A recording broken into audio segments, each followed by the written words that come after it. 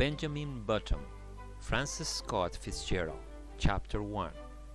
As long ago as 1860, it was the proper thing to be born at home.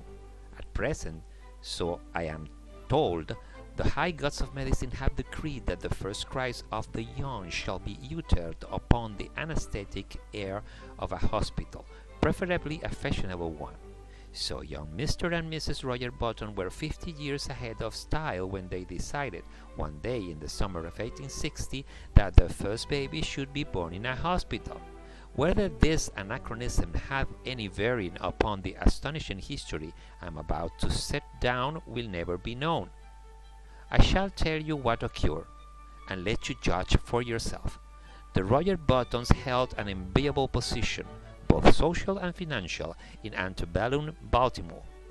They were related to the this family and the that family, which, as every Southerner knew, entitled them to membership in that enormous peerage which largely populated the Confederacy. This was their first experience with the charming old costume of having babies. Mr. Button was naturally nervous. He hoped it would be a boy so that he could be sent to Yale College in Connecticut, at which institution Mr. Button himself had been known for 4 years by the somewhat obvious nickname of Cough.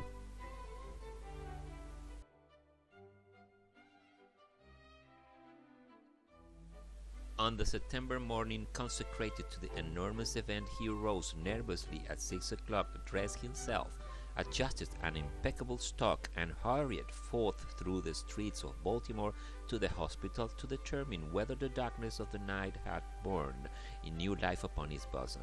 When he was approximately 100 yards from the Maryland Private Hospital for Ladies and Gentlemen, he saw Dr. Keene, the family physician, descending the front steps, rubbing his hands together with a washing movement, as all doctors are required to do by the unwritten ethics of their profession. Mr. Roger Button, the president of Roger Button and Company, wholesale hardware, began to run toward Dr. Keene with much less dignity than was expected from a Southern gentleman of that picturesque period. "Dr. Keene!" he called. "Oh, Dr. Keene!" The doctor heard him, faced around and stood waiting, a curious expression settling on his harsh, medicinal face as Mr. Button drew near. "What happened?" demanded Mr. Button as he came up in a gasping rush. "What was it? How is she? A boy? Who is it? What?"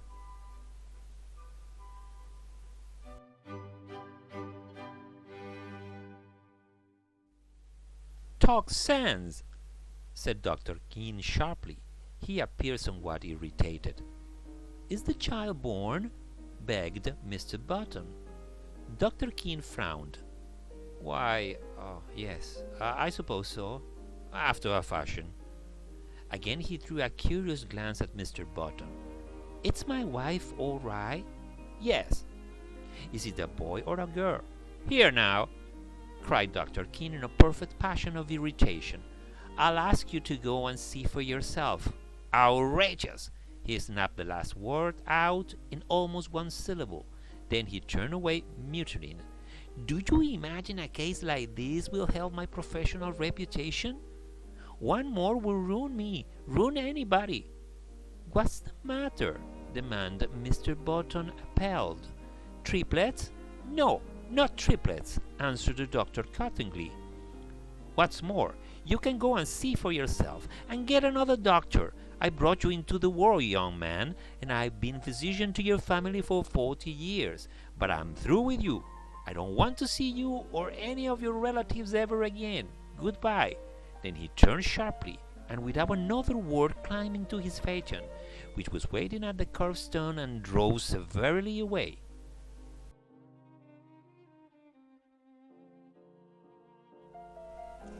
Mr. Button stood there upon the sidewalk, stupefied and trembling from head to foot. What horrible mishap had occurred? He had suddenly lost all desire to go into the Maryland Private Hospital for Ladies and Gentlemen. It was with the greatest difficulty that, a moment later, he forced himself to mount the steps and entered the front door. A nurse was sitting behind a desk in the opaque gloom of the hall. Swallowing, his shame, Mr. Button approached her. "Good morning," she remarked, looking up at him pleasantly. "Good morning. I am Mr. Button." At this, a look of utter terror spread itself over the girl's face. She rose to her feet and seemed about to fly from the hall, restraining herself only with the most apparent difficulty. "I want to see my child," said Mr. Button. The nurse gave a little scream. "Oh, of course," she cried hysterically. "Upstairs! Right upstairs! Go up!"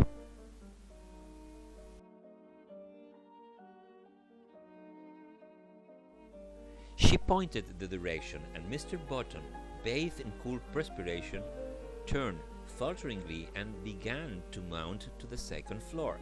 In the upper hall had dressed another nurse who approached him, basin in hand. "I am Mr. Button," he managed to articulate. "I want to see my clunk." The basin clattered to the floor and rolled in the direction of the stairs. Clunk, clunk. It began a methodical descent, as if sharing in the general terror which this gentleman provoked. "I want to see my child," Mr. Button almost shrieked. He was on the verge of collapse. Clank!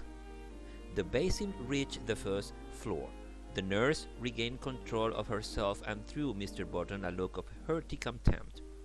"All right, Mr. Button," she agreed in a hushed voice. "Very well. But if you knew what a state it's put us all in this morning, it's perfectly outrageous. The hospital will never have a ghost of a reputation after—" "Hurry!" he cried hoarsely. "I can't stand this." Come this way then, Mr. Button." He dragged himself after her. At the end of a long hall they reached a room from which proceeded a variety of howls, indeed a room which, in later parlance, would have been known as the crying room. They entered. "Well," gasped Mr. Button, "which is mine?" "There," said the nurse.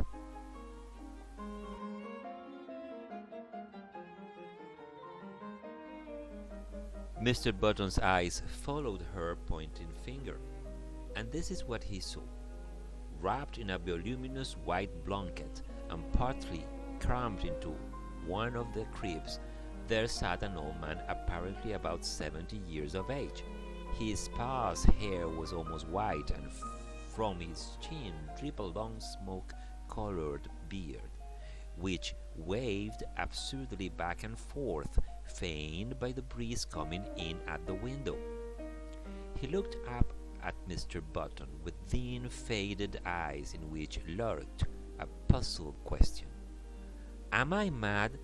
thundered Mr. Button, his terror resolving into rage. "Is this some ghastly hospital joke?" "It doesn't seem like a joke to us," replied the nurse severely. "And I don't know whether you are mad or not, but that is most certainly your child." The cool perspiration redoubled on Mr. Button's forehead. He closed his eyes and then, opening them, looked again. There was no mistake. He was gazing at a man of 70, a baby of 70, a baby whose feet hung over the sides of the crib in which it was reposing.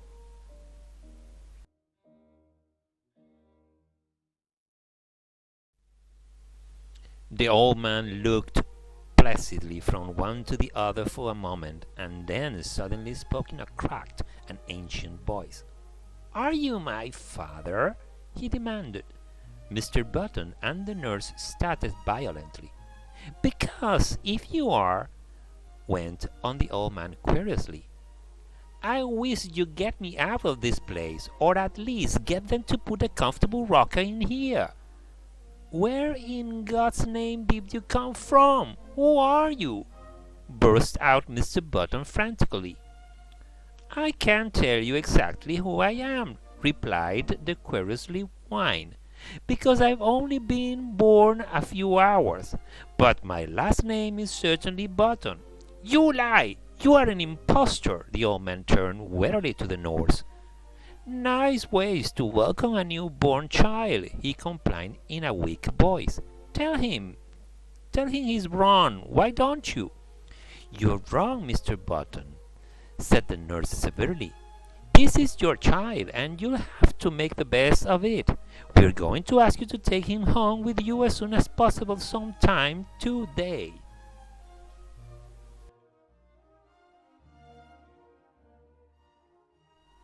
Home? Repeated Mr. Button incredulously. Yes, we can't have him here. We really can't, you know. I'm right glad of it, whined the old man. This is a fine place to keep a youngster of quiet tastes. With all this yelling and howling, I haven't been able to get a wink of sleep. I asked for something to eat. Here, his voice rose through a shrill note of protest. And they brought me a bottle of milk. Mr. Button sank down upon a chair near his son and concealed his face in his hands. My heavens, he murmured, in an ecstasy of horror. What will people say? What must I do? You'll have to take him home, insisted the nurse, immediately. A grotesque picture formed itself with dreadful clarity before the eyes of the tortured man, a picture of himself walking through the crowded streets of the city with this appalling apparition stalking by his side. I can't, he moaned.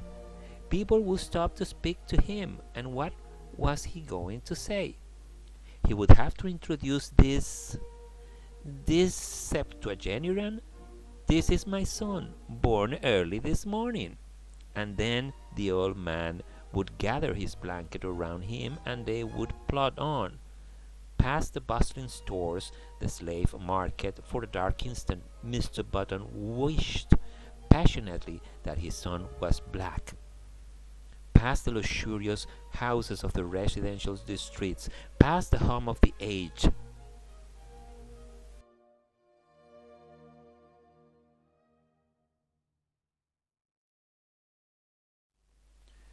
Come, pull yourself together, commanded the nurse. See here, the old man announced suddenly. If you think I'm going to walk home in this blanket, you are entirely mistaken. Babies always have blankets. With a malicious crackle, the old man held up a small white swaddling garment. Look, he quavered. This is what they had ready for me. Babies always wear those, said the nurse primly. Well, said the old man, this baby's not going to wear anything in about 2 minutes. This blanket itches. They might at least have given me a sheet. Keep it on, said Mr. Button hurriedly. He turned to the nurse. What'll do? Go downtown and buy your son some clothes. Mr. Button's son's voice followed him down into the hall. And a cane, father. I want to have a cane. Mr. Button banged the outer door savagely.